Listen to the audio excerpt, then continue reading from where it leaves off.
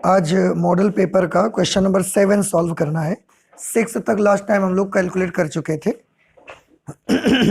Sorry, question number 7 हम पढ़ते हैं, आप भी देखिए ध्यान से। लिखा हुआ है अन्योन्य प्रेरण गुणांक को परिभाषित कीजिए। अन्योन्य प्रेरण गुणांक को परिभाषित करना है आपको, और उसके साथ एक न्यूमेरिकल भी लगा हुआ है कि 1000 फेरों वाली एक कुंडली में 2.5 एम्पीयर की धारा प्रवाहित करने पर कुंडली से बद्ध चुंबकीय फ्लक्स 1.4 इंटू 10⁻⁻⁴ वेबर है। तो कुंडली का प्रेरकत्व ज्ञात करिए। तो आपको ये 7 नंबर क्वेश्चन पे 2 पार्ट में है क्वेश्चन। एक तो पहले अन्योन्य प्रेरण गुणांक को डिफाइन करना है, परिभाषित करना है, और उसके साथ एक न्यूमेरिकल जुड़ा हुआ है, वो न्यूमेरिकल कैलकुलेट करके दिखाना है। ठीक है, चलिए सबसे पहले करते हैं अन्योन्य प्रेरण गुणांक को डिफाइन कर लेते हैं। अन्योन्य प्रेरण गुणांक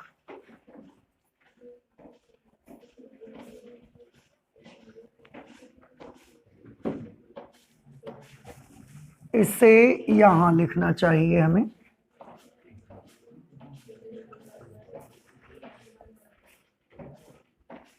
क्वेश्चन नंबर 7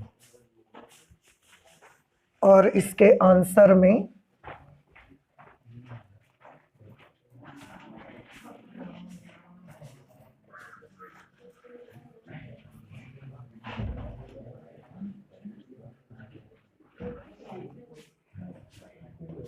अन्योन्य प्रेरण गुणांक अंग्रेजी में इसे कोएफिशिएंट ऑफ म्यूचुअल इंडक्शन कहा जाता है।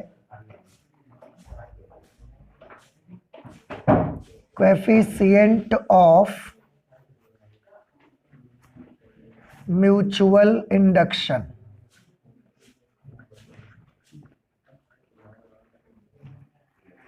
ठीक है, अच्छा, क्या किसी को याद है कि कोएफिशिएंट ऑफ म्यूचुअल इंडक्शन को कैसे डिफाइन करते हैं?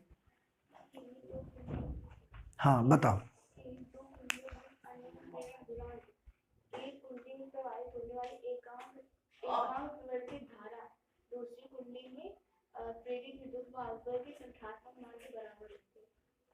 थोड़ा सा और उसको अच्छा करो, और कोई बताएगा? देखिए सुनिए, हम बताते हैं क्या होगा।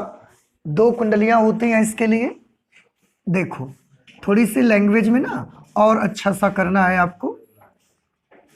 इस पे मैंने एक सेल लगा दी और यहाँ एक स्विच लगा दिया, ये प्लस और ये माइनस, ये हमने की लगा दी यहाँ पे। और उसी के जस्ट साइड में एक दूसरी कुंडली हमने रखी। इस कुंडली में इलेक्ट्रिसिटी का कोई सोर्स नहीं, केवल गैल्वेनोमीटर लगाएंगे यहाँ, गैल्वेनोमीटर, और ये गैल्वेनोमीटर का पॉइंटर। अब हमको करना क्या है, इस सर्किट में जो करंट फ्लो हो रही है ना, उस फ्लो होने वाली करंट में परिवर्तन करना है तेजी से। ठीक है, वो जो भी आपका मेथड होगा उससे आप परिवर्तन करिए। तो इसमें जब करंट फ्लो होगी और तेजी से चेंज करेंगे तो करंट के फ्लो होने से मैग्नेटिक फ्लक्स बनेगा, और वो मैग्नेटिक फ्लक्स, क्योंकि जस्ट बगल में ही ये वाली कॉइल रखी हुई है, तो वो मैग्नेटिक फ्लक्स, इस कॉइल से जो मैग्नेटिक फ्लक्स पास होगा उसमें चेंज आने शुरू हो जाएगा। ये वाली कॉइल जिसमें हम फ्लक्स परिवर्तन करते हैं, इस कॉइल को कहते हैं प्राइमरी कॉइल, और इसको कहा जाता है सेकेंडरी कॉइल। ठीक है, तो कैसे परिभाषा बनाते हैं, जब आप इसमें तेजी से परिवर्तन करेंगे फ्लो होने वाली करंट में, तो गुजरने वाले चुंबकीय फ्लक्स में परिवर्तन होना शुरू हो जाएगा। उस परिवर्तन की वजह से इस कॉइल में एक विद्युत वाहक बल प्रेरित हो जाता है। ठीक है, इस घटना को अन्योन्य प्रेरण कहा जाता है। हमको तो अन्योन्य प्रेरण गुणांक की परिभाषा बतानी है। आपको याद होगा अन्योन्य प्रेरण गुणांक को m से लिखते हैं, और इसका एक फॉर्मूला होता था E2 upon delta I1 upon delta T। ये फॉर्मूला अन्योन्य प्रेरण गुणांक का मिला हमको। अब अगर ये फॉर्मूला अन्योन्य प्रेरण गुणांक का है तो हम ये कह सकते हैं यहाँ पर कि यदि delta I1 upon delta T is equal to 1 ampere per second. Delta I1 upon delta T 1 ampere per second अगर हम ले लें तो m की वैल्यू कितनी आ जाएगी, -E2। अगर हम मैग्नीट्यूड ले लें इसका तो ये मुझे मिलेगा E2 के इक्वल। ठीक है, आप देखो परिमाण लगाओगे तो नेगेटिव कैसा हो जाएगा, प्लस। अब हम यहां से बता सकते हैं कि किन्हीं दो कुंडलियों के बीच अन्योन्य प्रेरण गुणांक का संख्यात्मक मान, क्योंकि हम परिमाण ले रहे हैं, किन्हीं दो कुंडलियों के बीच अन्योन्य प्रेरण गुणांक का संख्यात्मक मान द्वितीय कुंडली में उत्पन्न विद्युत वाहक बल के बराबर होता है, जबकि प्राथमिक कुंडली में धारा परिवर्तन की दर 1 हो या 1 एम्पियर पर सेकेंड हो, एकांक हो, वो जो भी मर्जी आप लिख सकते हैं उसके लिए। बस इतना सी डेफिनेशन आपको लिखनी है। नहीं समझ में आया तो हम कैसे बनाएंगे परिभाषा, किन्हीं दो कुंडलियों के बीच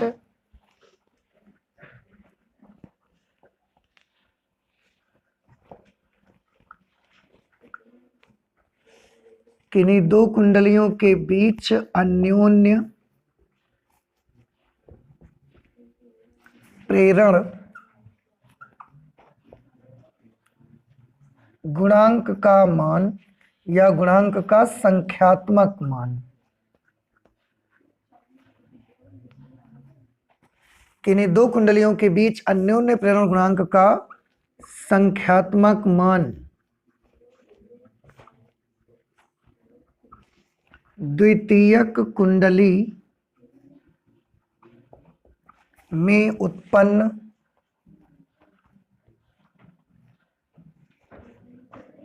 विद्युत वाहक बल के बराबर होता है, जबकि प्राथमिक कुंडली में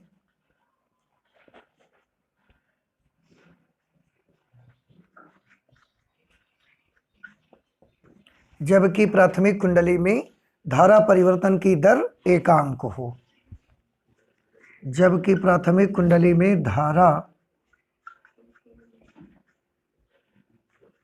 परिवर्तन की दर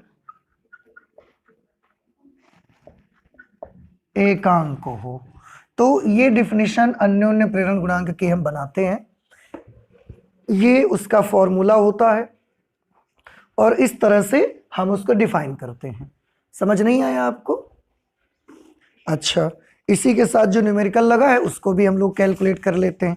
देखिए क्या न्यूमेरिकल लगा हुआ है, लिखा हुआ है 1000 फेरों वाली एक कुंडली में, ये इसका न्यूमेरिकल पार्ट है क्वेश्चन नंबर 7 का। तो हम यहां पर लिख देंगे आंकिक भाग।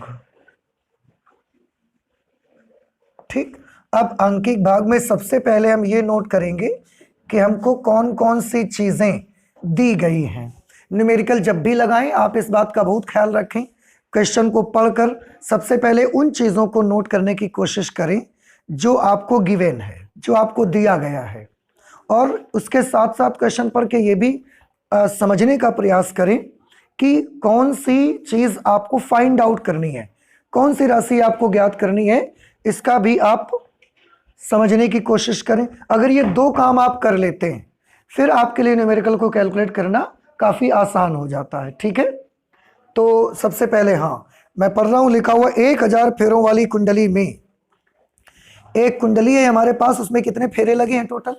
1000। आपको याद है कुंडली में फेरों की संख्या को किससे प्रदर्शित करते हैं? n से। तो हम लिख लेंगे capital N is equal to 1000, और ये क्या है? फेरे, तो 1000 फेरे। आगे है, एक कुंडली में 2.5 एम्पियर की धारा प्रवाहित होती है। 2.5 एम्पियर की धारा को किससे प्रदर्शित करेंगे? I से। Then I is equal to 2.5 ampere. आगे प्रवाहित करने पर कुंडली से बद्ध चुंबकीय फ्लक्स 1.4 इंटू 10⁻⁻⁴ वेबर है। चुंबकीय फ्लक्स को किससे लिखते हो? फाई से। तो इसको हम फाई से प्रदर्शित कर देंगे।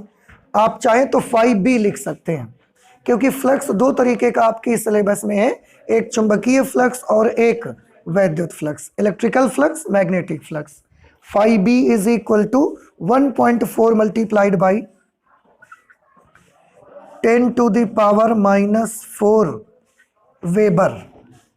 आगे है, तो कुंडली का प्रेरकत्व ज्ञात करिए। क्या आप इसको जब आप पढ़कर समझ पा रहे हैं कि पता क्या लगाना है आपको? एम पता लगाना है, एल पता लगाना है। Very good. क्यों? क्योंकि एक ही कॉइल का तो जिक्र किया। अगर एक ही कॉइल का जिक्र किया है और उसका प्रेरकत्व पता लगाना है, इसका मतलब you will have to find out the value of self induction. Coefficient of self induction means स्वप्रेरण गुणांक, या जिसे हम स्वप्रेरकत्व कहते हैं। अगर दो कुंडलियों का जिक्र किया गया होता, फिर उनके बीच अन्योन्य प्रेरकत्व कहते, तो हम एम निकालते, या हमको एल को ही कैलकुलेट करना है। तो हमने L is equal to question mark लगा दिया। अब देखिए क्या क्या हमने कर लिया। जो राशियां दी गई हैं उनको भी नोट कर लिया हमने, और जो हमने मालूम करना है ना उसको भी हमने नोट कर लिया। अब इन सब को देखिए और प्लीज एक बार याद करिए कि क्या कोई फॉर्मूला ऐसा है आपके पास जो इन सब क्वांटिटीज को एक दूसरे के साथ रिलेट करता हो। L is equal to N phi upon I. बहुत अच्छे, तो हम ये फॉर्मूला यूज करेंगे, L is equal to N phi B upon I. Okay, बस इसी को कैलकुलेट कर लेना है बेटा आपको। n की जगह हम क्या लिखेंगे? 1000 लिखें या 10⁻³ लिख दें? तो इसको हमने लिख दिया 10⁻³ multiplied by phi B. Phi B is 1.4 multiplied by 10⁻⁻⁴ upon I. I is 2.5। ठीक है, एक नंबर पे पॉइंट यहां पर भी है, एक नंबर पे पॉइंट यहां पर भी है, आप हटा सकते हैं। और देखिए 14/25 इंटू 10⁻, ये -4 और ये +3, 10⁻⁻1। ठीक है, अब 25 से इसको डिवाइड कर दीजिए। तो 25 से अगर इसको डिवाइड करिएगा तो कितने टाइम्स डिवाइड होगा? 25 5 जार 125, 25 पंचे 125। पहले तो पॉइंट लगाएंगे हम, क्योंकि ऐसे तो 0 टाइम्स जाएगा, फिर पॉइंट लगा के इस पे एक 0 बढ़ा देंगे, तो ये कितना हो जाएगा? 140। अब 25 से 140 को भाग देंगे तो 25 छक्का तो 150 हो जाएंगे, तो वो नहीं करेंगे, 5 बार देंगे। 25 पंचे 125, कितने बचे? 15 बच गए। अच्छा, 6 बार आ जाएगा इंटू 10⁻⁻1। आप चाहें तो इस -1 की वजह से एक नंबर डेसिमल और इधर खिसका सकते हैं, 0.056। और ये वैल्यू किसकी है? एल की। एल का यूनिट बताइए। हेनरी। वेरी गुड, एल का यूनिट हेनरी। या तो फिर इसका आप यहां से निकाल सकते हैं। देखो एक्चुअली जो एम का यूनिट होता है वही एल का यूनिट होता है। ठीक है, आप यहां से अगर देखें तो वोल्ट एम्पियर सेकंड, ये सेकंड प्लट के ऊपर आ जाएगा, तो वोल्ट सेकंड पर एम्पियर भी इसका यूनिट होता है, उसी को हेनरी लिखा गया है। समझ आ रही बात आपको? तो इस तरह से हमने ये न्यूमेरिकल वाला पार्ट भी कंप्लीट कर लिया। अब आप मुझे बताएं, क्या ये चीज़ आपको समझ नहीं आई? आया? तो प्लीज़ आप इसे नोट कर लें। इसके बाद हम और आगे के क्वेश्चंस में चलते हैं। 7 में अभी एक अथवा वाला पार्ट भी है, उसको हम कैलकुलेट करते हैं। आप इसे नोट करें, फिर मैं इसको इरेज कर देता हूँ। ठीक है, नोट कर लीजिए जल्दी से। क्वेश्चन नंबर 7 में एक अथवा वाला पार्ट लगा हुआ है इस पे, जिसमें है प्रत्यावर्ती voltage V is equal to V0 sin ω t से प्रेरकत्व L, संधारित्र C तथा प्रतिरोध R तीनों श्रेणी क्रम में जुड़े हैं। परिपथ की प्रतिबाधा Z व फाई के लिए सूत्र स्थापित कीजिए। बस आपको परिपथ की प्रतिबाधा Z और वोल्टेज और धारा के बीच कलांतर फाई का सूत्र स्थापित करना है। सबसे पहले मैं सर्किट बना देता हूं, ये इसलिए देखो मैंने हेडिंग डाली है अथवा वाला भाग, और यहां पर जो हमारा एसी सर्किट है उसमें LCR सर्किट है। तो ये मैंने एक प्रेरण कुंडली बना ली, फिर ये हम एक संधारित्र बना लेते हैं, फिर यहाँ पर एक प्रतिरोध बना लेते हैं R। तो ये L, ये C और ये R, ठीक है। और इसको एक अल्टरनेटिंग करंट के सोर्स से कनेक्ट कर दिया हमने।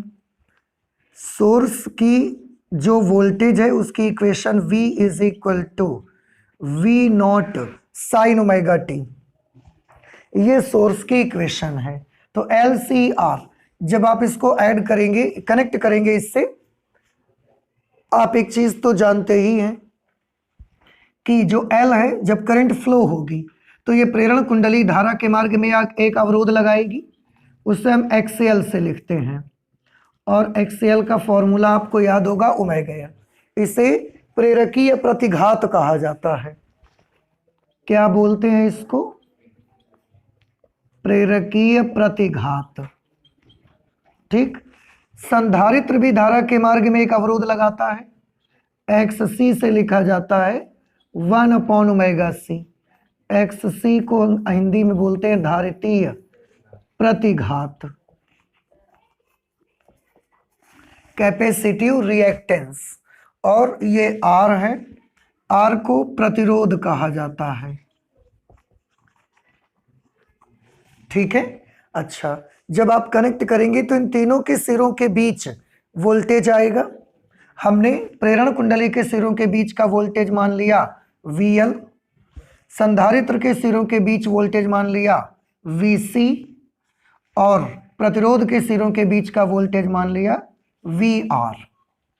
तो आप देखें कि VL की वैल्यू क्या होती है IXL, VC की वैल्यू क्या होगी IXC, और VR की वैल्यू होती है I इंटू R, ठीक है। ये करंट मल्टीप्लाइड बाई रेसिस्टेंस। अब ये वाला प्रतिरोध क्योंकि प्रेरण कुंडली की वजह से है तो XL लिखेंगे हम इसको। VC is equal to IXC, VR is equal to IR।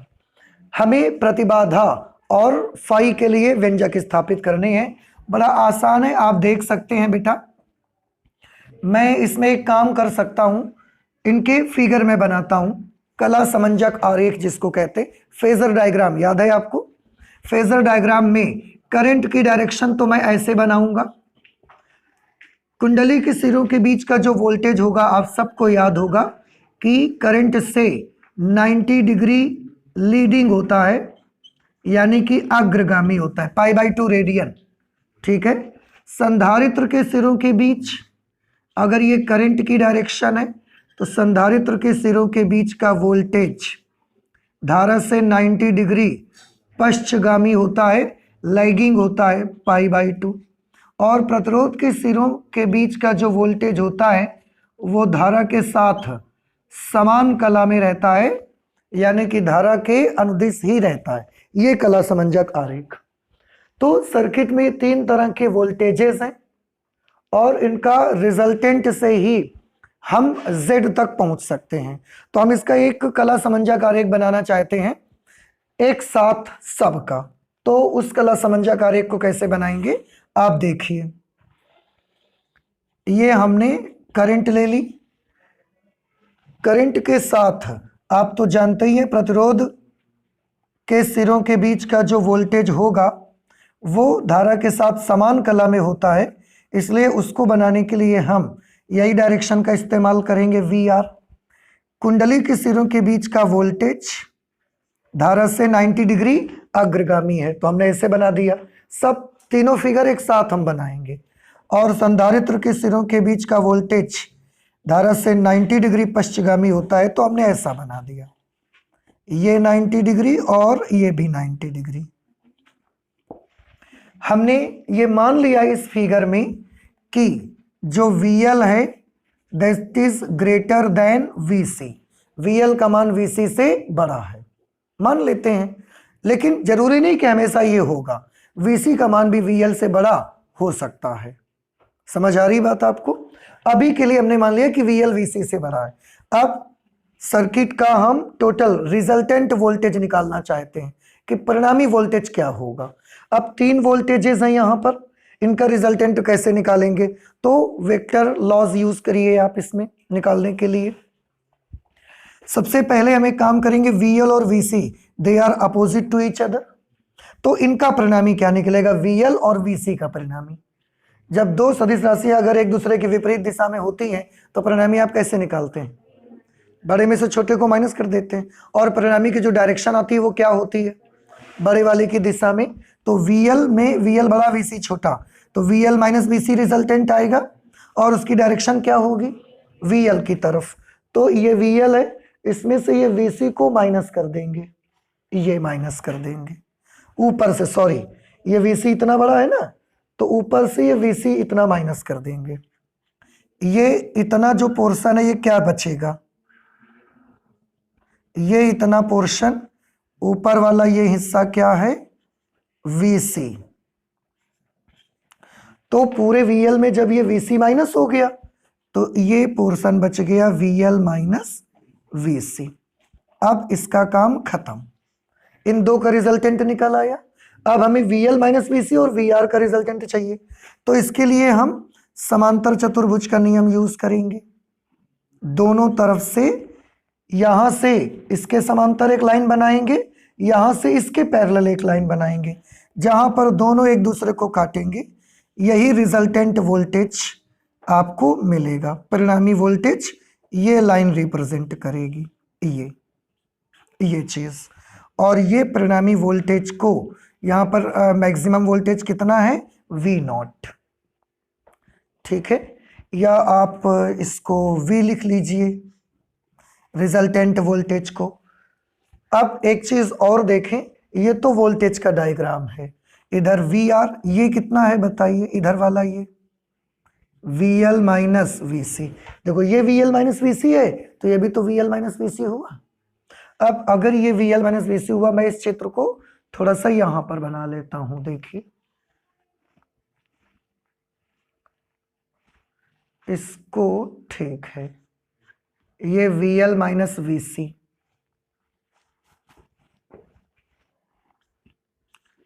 ये VR है, ऐसा हमने इसको बना लिया।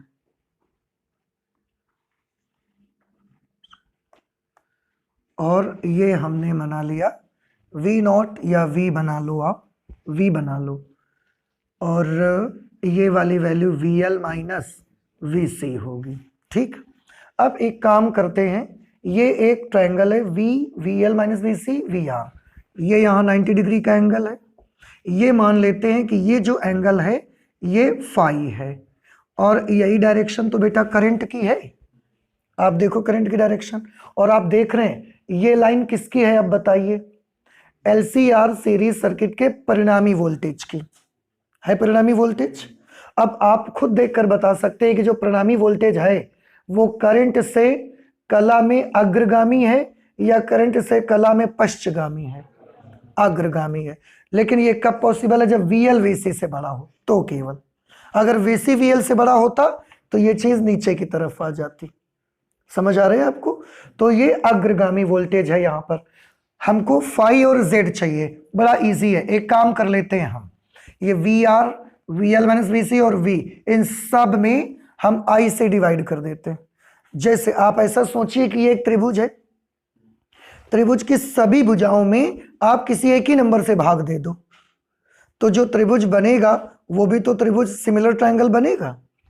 तो अगर हम इसमें ये जो ट्रायंगल ये बना हुआ है इस तरीके का, इसमें अगर हम सब में VR में VL माइनस VC में और V में सब में I से डिवाइड कर दें। अब अगर VR में I से डिवाइड करेंगे, VR में I से डिवाइड करिए, क्या मिलेगा आपको? R मिल जाएगा, ठीक। कैसे हुआ ये? VR में हमने I से डिवाइड कर दिया, ठीक है। इसके बाद यहां पर लाइन कौन सी है? VL माइनस VC, इसमें जब I से आप डिवाइड करोगे तो VL अपॉन आई क्या बन जाएगा XL, और VC अपॉन आई क्या बन जाएगा XC, तो XL माइनस XC, और V अपॉन आई कर देंगे अगर आप तो, या आप यूं समझ लो अगर ये V नॉट मान लें तो V नॉट अपॉन आई करेंगे तो V नॉट यानी कि maximum voltage upon current. Voltage upon current क्या होती है? प्रतिरोध, रेसिस्टेंस। लेकिन ये वाला रेसिस्टेंस क्योंकि इन तीन एलिमेंट की वजह से है, इसलिए इसको रेसिस्टेंस को R ना लिख करके हम परिपथ की प्रतिबाधा कहते हैं, और इसलिए V नॉट अपॉन आई को हम किससे प्रदर्शित करेंगे? Z से प्रदर्शित करेंगे। ये किसका रिजल्ट है?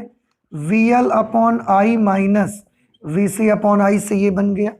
सिमिलर ट्रायंगल बनेगा, और ये आप सब जानते हो, मैं फिर से एक बार बता दूं, किसी त्रिभुज की तीनों भुजाओं में अगर हम सेम नंबर से डिवाइड कर देंगे तो सिमिलर ट्रायंगल ही आपको मिलेगा। तो अगर ये त्रिभुज समकोण त्रिभुज था तो ये भी त्रिभुज समकोण त्रिभुज मिलेगा। अब हमें तो यहां Z की वैल्यू चाहिए, अब आप फाइंड आउट कर सकते हैं। पाइथागोरस थ्योरम यहां लगाइए। क्या लगाओगे? कर्ण स्क्वायर बराबर लंब स्क्वायर प्लस आधार स्क्वायर, तो Z की वैल्यू यहां मिल जाएगी under root XL minus XC whole square plus R square. और देखिए ये प्रतिबाधा का फॉर्मूला निकल के आ गया। नहीं समझ में आया? ये Z को हम क्या बोलते हैं? प्रतिबाधा। अंग्रेजी में इसी को क्या कहा जाएगा? इम्पीडेंस। ठीक है, तो इस तरीके से प्रतिबाधा बना ली। अगर आपको फाई चाहिए, ये फाई एंगल है, देखो फाई एंगल है। अगर आपको फाई चाहिए तो आप इस ट्रायंगल में फॉर्मूला लगा सकते हो, tan फाई। क्या फॉर्मूला होता है? परपेंडिकुलर अपॉन बेस, लंब बटे आधार। फाई के लिए ये लंब है और ये आधार है, तो लंब की वैल्यू कितनी है? XL माइनस XC, और आधार की वैल्यू कितनी है? R। tan फाई, अगर आप यहां से फाई ही निकालना चाहते हैं तो इनवर्स ट्रिग्नोमेट्रिकल फंक्शन के according phi will be tan inverse XL minus XC upon R। ठीक है, तो इस तरह से आप फेजर डायग्राम बना करके प्रतिबाधा और फाई दोनों के लिए फॉर्मूले बना सकते हैं। ये आपके क्वेश्चन नंबर 7 का अथवा वाला पार्ट था, जिसमें आपको अन्योन्य प्रेरण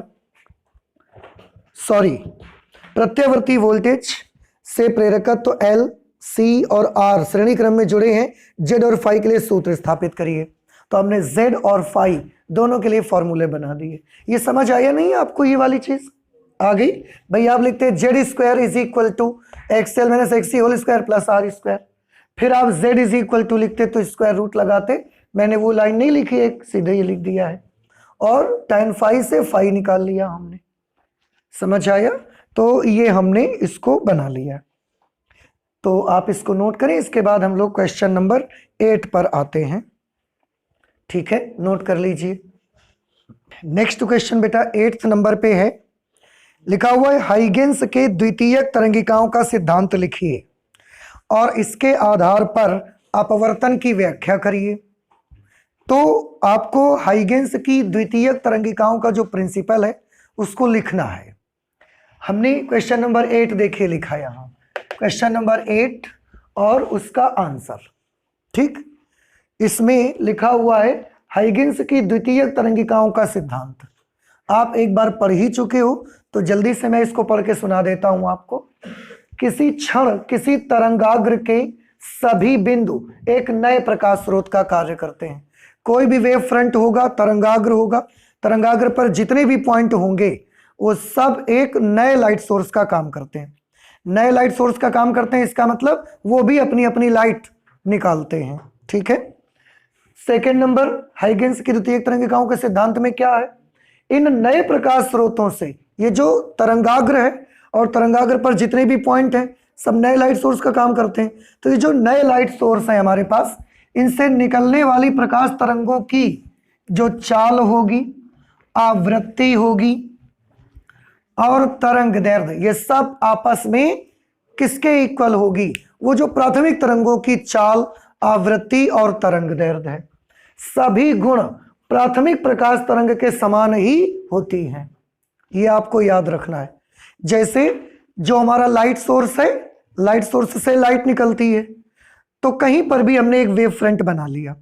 अगर कहीं पर भी हमने एक वेव फ्रंट बना लिया ये, तो इस वेव फ्रंट में जितने भी पॉइंट्स यहां पर मौजूद होंगे, ये सब के सब एक नए लाइट सोर्स का काम करेंगे और इनसे लाइट निकालेंगे अपनी अपनी।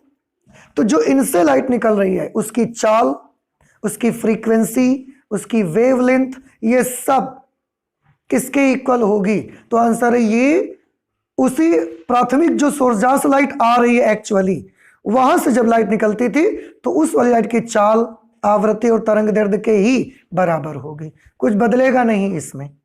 ऐसा नहीं होगा कि प्राथमिक सोर्स से जो आ रही है उसकी चाल अलग है और यहां से जो लाइट निकली उसकी चाल अलग है, ऐसा नहीं हो सकता। एक जैसे ही गुण होते हैं। इन नए प्रकाश स्रोतों से निकलने वाली तरंगों को द्वितीयक तरंगिकाएं कहा जाता है, सेकेंडरी वेवलेट्स कहते हैं इसको। ये जो तरंगाग्र से नहीं निकलेंगी इनको सेकेंडरी वेवलेट्स कहा जाएगा। यदि किसी क्षण इन सभी द्वितीयक तरंगिकाओं का एनवलप खींचें, मतलब जितनी भी द्वितीयक तरंगिकाएं हैं सबको मिलाता हुआ अगर हम एक फिगर बनाएं, जैसे मान लिया मैंने कि ये हमारे पास एक लाइट सोर्स है, या हम ऐसा लाइट सोर्स मान लेते हैं, ये हमारे पास एक लाइट का सोर्स है, तो इससे तरंगिकाएं निकलेंगी। बाई चांस किसी समय हमने देखा तो जो तरंगे निकल रही थी वो तरंगे ये हैं और ये एक वेव फ्रंट है। तो इस वेव फ्रंट में जितने भी पॉइंट होंगे बेटा, जितने भी पॉइंट हैं, ये सब एक एक नए लाइट सोर्स का काम करेंगे। ये भी अपनी तरंगे निकालेंगे और ये लाइट सोर्स इतने पास पास रहते हैं कि ये सब इस तरीके की इनकी वेव्स चलती हैं, ऐसे इनकी वेव्स निकलती हैं। और वेव्स सिर्फ ऐसा बाहर की तरफ नहीं, जो भी लाइट सोर्स होता है तो चारों तरफ लाइट निकालेगा ना अपनी, तो चारों तरफ लाइट निकलती है, चारों तरफ। उसके बाद अब ये वेव फ्रंट बनाए हमने, अगर इन वेव फ्रंट नहीं बनाए, ये लाइट से निकलने वाली लाइट्स का हमने एक फिगर बनाया। अगर इन सभी का मिलाता हुआ हम एक एनवलप खींचें, एनवलप खींचे मतलब सबको मिलाता हुआ एक सरफेस अगर हम खींच दें, तो वो जो सरफेस होगा ये एक नए वेव फ्रंट का काम करेगा, ये एक नया तरंगाग्र बन गया। अब अगर आपको अगला तरंगाग्र फिर बनाना है, तो क्योंकि ये तरंगाग्र जो होगा इसमें जितने भी पॉइंट्स होंगे वो फिर से नए प्रकाश स्रोत का काम करेंगे, तो ये फिर से अपनी अपनी लाइट चारों तरफ ऐसा ऐसा सारे पॉइंट निकालेंगे, सारे पॉइंट्स निकालेंगे ऐसे ऐसे इस तरह से, क्योंकि ये सब एक नया लाइट सोर्स बन गए हैं। और अगर ये लाइट सोर्स बन गए तो ये सब अपनी अपनी लाइट निकालेंगे, और लाइट केवल बाहर की तरफ तो निकालेंगे नहीं, चारों तरफ निकालेंगे। तो अगर फिर से हम इन सबको मिलाता हुआ एक ऐसा ग्राफ बना दें, एक ऐसे सरफेस बना दें, तो ये जो बना ये फिर एक नया तरंगाग्र तैयार हो गया। तो जब जब आप इन द्वितीयक तरंगिकाओं का एनवेलप खींचते जाएंगे, एनवेलप, तो यह एक नए तरंगाग्र को प्रदर्शित करता रहेगा। ठीक है, चाहे वो आपका ये गोली तरंगाग्र बने, अगर आप समतल वाला लेंगे तो वो भी ऐसा बनेगा, ये चीज होगी। अच्छा, इसी के साथ एक दूसरा क्वेश्चन भी लगा रखा है कि इसके आधार पर अपवर्तन की व्याख्या कीजिए। हाइगेंस की द्वितीयक सिद्धांत के आधार पर अपवर्तन की व्याख्या करनी है, तो हमने उसी क्वेश्चन है, इसके बाद 2 लाइनें छोड़िए आप बढ़िया, और ये हेडिंग आप डालिए, क्या? हाइगेंस की द्वितीयक तरंगिकाओं के सिद्धांत के आधार पर अपवर्तन की व्याख्या। हाइगेंस के द्वितीयक सिद्धांत के आधार पर परावर्तन की व्याख्या भी की गई है, अपवर्तन की व्याख्या भी की गई है। आज अपवर्तन की व्याख्या का क्वेश्चन है तो हम उसको करके आपको दिखाते हैं। ये हमने एक अपवर्तक पृष्ठ बना लिया, Mn। अपवर्तक पृष्ठ का मतलब ऐसा पृष्ठ जिसमें अगर लाइट जाएगी तो आर पार हो सकती है। इस लाइन के ऊपर माध्यम 1 है और इस लाइन के नीचे मीडियम 2 है, अलग माध्यम है। ये एक तरंगाग्र तिरछा आपतित होता है। देखिए इस पे, इसमें मैंने कुछ लिखा हुआ है कि माना एक समतल तरंगाग्र AB अपवर्तक पृष्ठ Mn, अपवर्तक पृष्ठ Mn पर तिरछा आपतित होता है। तरंगाग्र कहाँ है? ये है तरंगाग्र, ये आप देख रहे हैं। और ये कैसा तरंगाग्र है? समतल तरंगाग्र। AB पहले यहाँ था, फिर और आगे बढ़ा, ऐसे बढ़ते जा रहा है, बढ़ते जा रहा है, बढ़ते जा रहा है, और अपवर्तक पृष्ठ पर तिरछा गिरा जा करके। सर्वप्रथम तरंगाग्र ए बी का बिंदु ए अपवर्तक पृष्ठ को स्पर्श करता है। आप खुद देखिए, जब ये वेव फ्रंट ऐसे बढ़ रहा है, अपवर्तक पृष्ठ को कौन सा पॉइंट टच करेगा? सबसे पहले ए वाला टच कर लेगा, अपवर्तक पृष्ठ को स्पर्श करता है तथा यहां से द्वितीयक तरंगिकाएं निकलकर दूसरे माध्यम में चलने लगती हैं। तो जैसे ही ये पॉइंट टच करेगा तो अपवर्तक पृष्ठ का जिस जगह पर टच करेगा ए पर, वो एक नए प्रकाश स्रोत का काम करेगा और द्वितीयक तरंगिकाएं यहां से निकलना शुरू हो जाएंगी। कैसे? चारों तरफ निकलेंगी वो, तो ऐसे ऐसे ऐसे द्वितीयक तरंगिकाएं निकलना प्रारंभ हो जाएगा इस तरह से, और ये द्वितीयक तरंगिकाएं निकलती जाएंगी। जब ये द्वितीयक तरंगिकाएं निकल रही होंगी उस समय ये पॉइंट रुक थोड़ी गया होगा, ये पॉइंट और आगे बढ़ रहा होगा, तो ये धीरे धीरे किसकी ओर चल रहा होगा? बी डैश की तरफ, और यहां से धीरे धीरे द्वितीयक तरंगिकाएं निकल रही होंगी। तो आप सोचिए, वो पिक्चर इमेजिन करिए कि यहां से सेकेंडरी वेवलेट्स भी निकल रही हैं, लगातार निकलती जा रही, और ये पॉइंट आगे भी बढ़ता जा रहा है, बी डैश की ओर अग्रसर है। माना माध्यम 1 में तरंग की चाल v1 तथा माध्यम 2 में तरंग की चाल v2 है। माध्यम 1 में तरंग की चाल हमने v1 मान लिया और माध्यम 2 में तरंग की चाल हमने v2 मान ली। माना तरंगाग्र के बिंदु B को B डैश तक पहुंचने में t समय लगता है। ये जो यहां पर B है, इसको यहां से यहां तक पहुंचने में कितना समय लगता है? t समय। तो आप बता सकते हैं B से B डैश तक की दूरी कितनी होगी? B से B डैश तक की दूरी बराबर फॉर्मूला होता है चाल गुणे समय। तो यहां पर ऊपर वाले माध्यम में चाल कितनी है? v1, और समय कितना माना है? t। तो दूरी बराबर चाल गुणे समय, v1 इंटू टी। माना बी ए बी डैश बराबर I। ये जो बी ए बी डैश, ये कोण, जिस कोण पर समतल तरंगाग्र आपतित हुआ है उस कोण को हमने नाम रखा आपतन कोण, और इसको क्या बोला हमने? I। अब हमें ये तरंगाग्र आकर गिर तो गया, आपतित तरंगाग्र, हमें इसका अपवर्तित तरंगाग्र भी बनाना है। अपवर्तित तरंगाग्र कैसे बनाएंगे? मान लिया कि जब ये पॉइंट B से B डैश तक पहुंचा, उतनी देर में जो A से तरंगिका निकली थी वो यहां तक पहुंच पाई है, यहां तक। बात समझ में आई? अब देखो, B से जाने वाला पॉइंट B डैश इतनी दूर चला गया, लेकिन A से चलने वाली द्वितीयक तरंगिका इतनी दूर नहीं आ पाई। क्यों नहीं आ पाई? अब आप समझ भी सकते हैं क्यों। ये माध्यम दूसरा था, ये माध्यम दूसरा है। इस माध्यम में प्रकाश की चाल हो सकता है सघन हो, तो प्रकाश की चाल यहां पर कैसी है? कम। बात समझ रहे? तो यहां बड़ी स्पीड में चलता है, यहां उतनी स्पीड में नहीं चलता। तो जितनी देर में ये यहां से यहां इतनी दूर आ जाता है, उतनी देर में ये पॉइंट यहां से यहां नहीं आ पाता। समझ आ रही बात आपको? ठीक, वो केवल यहां आ पाता है, बस ये हमने मान लिया।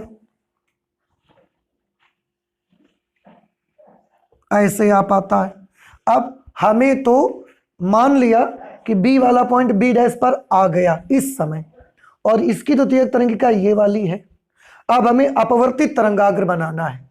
कैसे बनाया जाए? देखिए, A से निकलने वाली द्वितीयक तरंगिका यहां पर भी है, यहां पर भी है, यहां पर भी है, यहां भी है, यहां भी है, यहां भी है। सब जगह A से निकलने वाली द्वितीयक तरंगिका इस वक्त है। हमको अपवर्तित तरंगाग्र बनाना है, तो कैसे बनाना चाहिए? आंसर है, इस समय B कहां पर है? B डैश पर।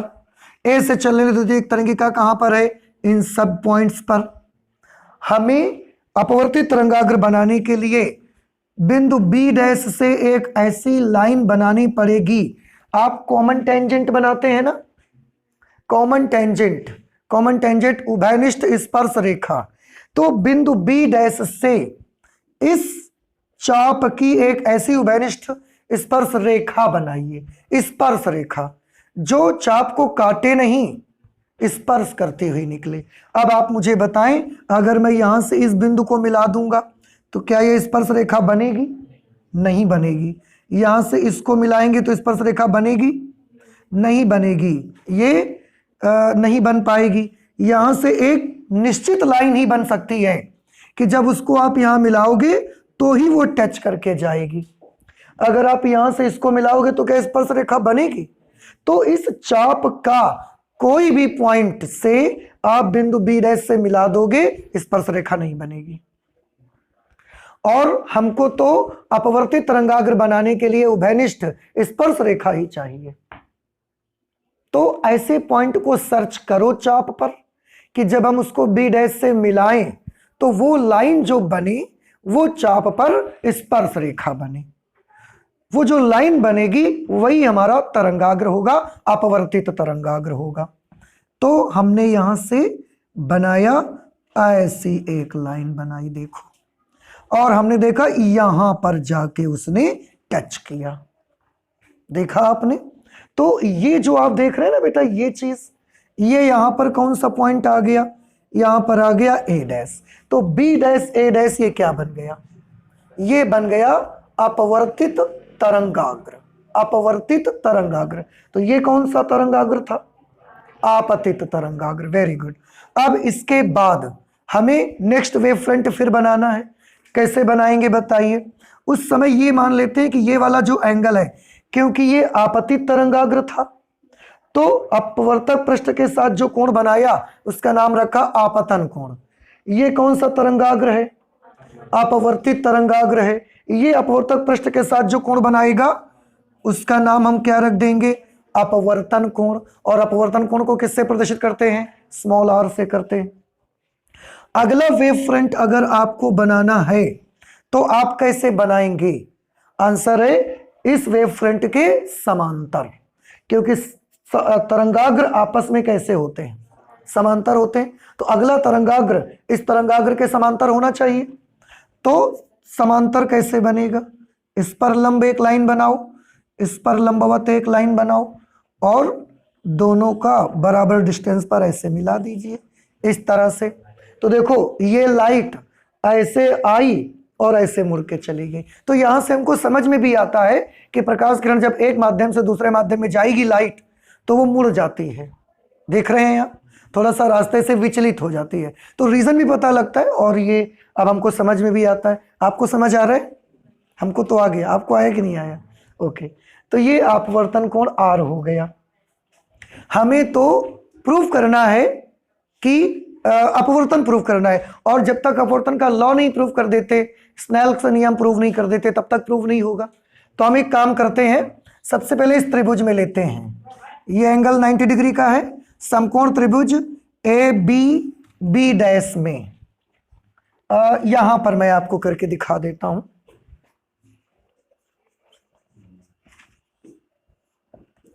समकोण त्रिभुज ए बी बी डैश में आप देखें बेटा, साइन आई की वैल्यू बताइए मुझे। Sine I perpendicular upon base B B dash upon A B dash. 90 के सामने वाला भुजा तो कर्ण होगी ना, तो B B dash upon A B dash, B B dash upon A B dash. ठीक है। अब फिर से समकोण त्रिभुज ए डैश बी डैश में, ए डैश बी डैश में, इसमें क्या लेंगे? Sine R, again perpendicular upon base A dash upon A B dash. Check करो सभी लोग, A dash upon A B dash. ठीक है। इसमें ए बी डैश, सॉरी, ये ए डैश हमने नहीं निकाला है, तो ए डैश निकाल लेते हैं। ये दूसरे माध्यम में तरंग के द्वारा चली गई दूरी है दूरी। तो ये दूरी का सूत्र क्या होगा? चाल गुणे समय। चाल इस माध्यम में कितनी है? v2। समय यहां से यहां तक आने में कितना लगा? t। जितनी देर में ये यहां पहुंची है उतनी देर में ये यहां पहुंची है, तो ये दूरी कितनी बनेगी? v2 into T. चलिए इसके बाद हम एक काम करते हैं, sine I upon sine R करेंगे।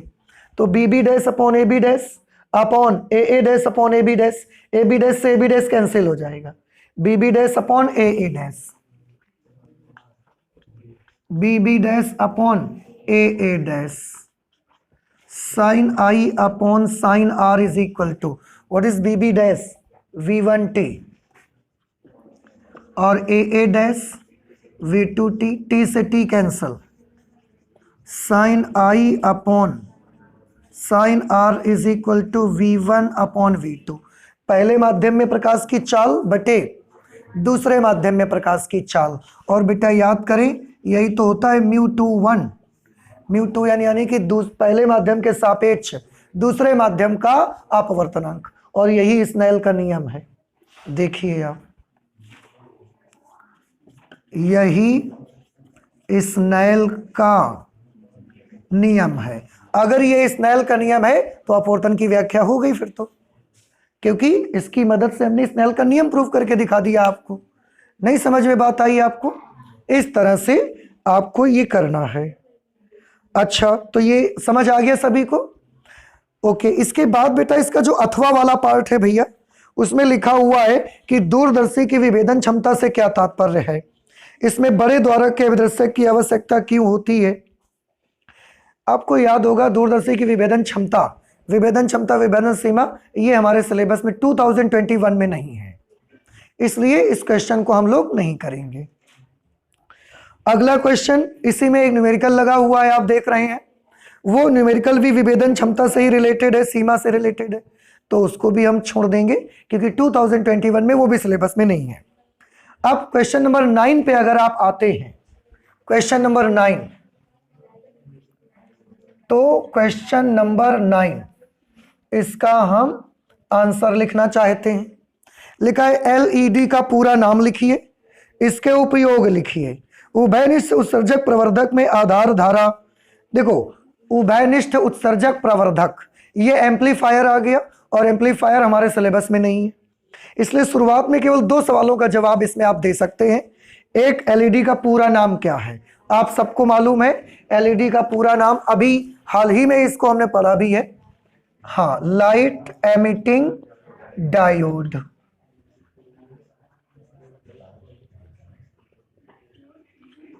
लाइट एमिटिंग डायोड, हिंदी में बताइए, प्रकाश उत्सर्जक डायोड, ये इसका पूरा नाम है।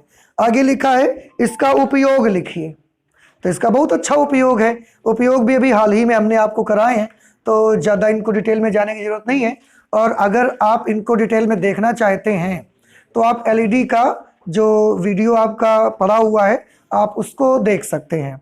और वैसे आप भी उपयोग जानते हैं कि एलईडी जो हमारा होता है, इसकी लाइट के अकॉर्डिंग 100 वॉट का जो बल्ब होता है उसका इक्विवेलेंट इसमें 20 वॉट पे मिलता है हमको। तो उपयोग ये है कि अगर 100 वॉट को हम 20 वॉट से रिप्लेस कर पाएं तो लगभग हम 80% एनर्जी क्या कर सकते हैं, बचा सकते हैं। और अगर 80% एनर्जी बचा सकते हैं तो उससे हम 80% एनर्जी बचा के दूसरे काम कर सकते हैं अपने। इसकी लाइट जो होती है वो सफ़ेद रंग की होती है, ये भी इसका एक फ़ायदा है हमें। और सफ़ेद रंग की लाइट होने की वजह से हमें पढ़ने में या दूसरे काम करने में प्रॉब्लम नहीं आती, ठीक है, एनर्जी सेव करता है। ऐसे बहुत सारे यूजेस हैं, आप वीडियोस में जाके देख सकते हैं उसको। और इस तरीके से ये वाला मॉडल पेपर कंप्लीट हो जाता है आपका। नेक्स्ट क्लास से हम लोग 2020 में जो एग्जाम हुए थे, बोर्ड एग्जामिनेशन, 2020 में जो बोर्ड एग्जामिनेशन हुए थे उनके जो सेट यहाँ पर मौजूद हैं उनको हम लोग सॉल्व करना शुरू करेंगे, ठीक है। तो इसको करते हैं लेकिन नेक्स्ट क्लास पे करते हैं। तो आज हम इतना ही रखते हैं, चलते हैं, मिलते हैं नेक्स्ट क्लास पे। Thank you.